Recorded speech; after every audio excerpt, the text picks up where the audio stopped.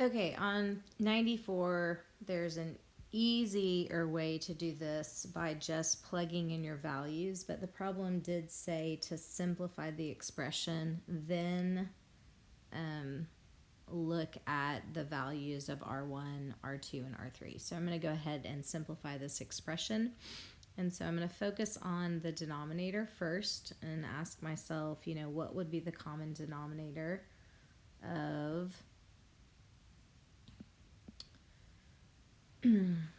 these three fractions? And so I would have R1 times R2 times R3. And so if you need to, write this all out.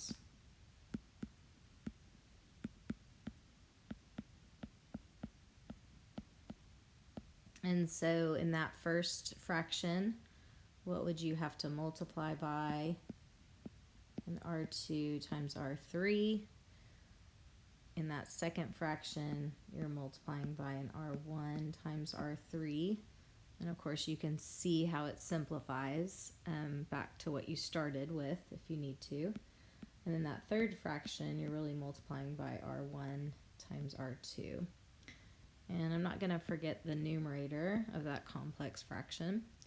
So right now I have 1 over, this is R2 times R3 plus R1 times R3 plus R1 times R2 all over R1 times R2 times R3.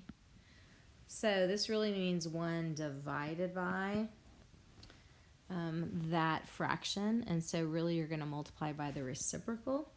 So we're going to end up with R1 times R2 times R3 all over R2 times R3 plus R1 times R3 plus R1 times R2. So that would be how you would simplify. And then now we can just plug in what we know. We know that R1 is 4, R sub 2 is 8, and R sub 3 is 12. So we're just going to plug those in. So we've got 4 times 8 times 12 over, I might do this in my head, 8 times 12 would be 96. R1 times R3 is going to be 48 plus 32.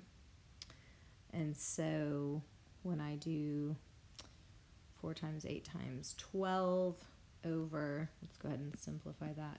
Oh, so we've got, what do we have here, 80. It looks like it's going to be 176 on the denominator. And then our numerator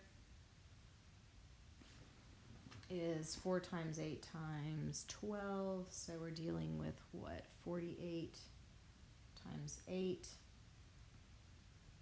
So you should be getting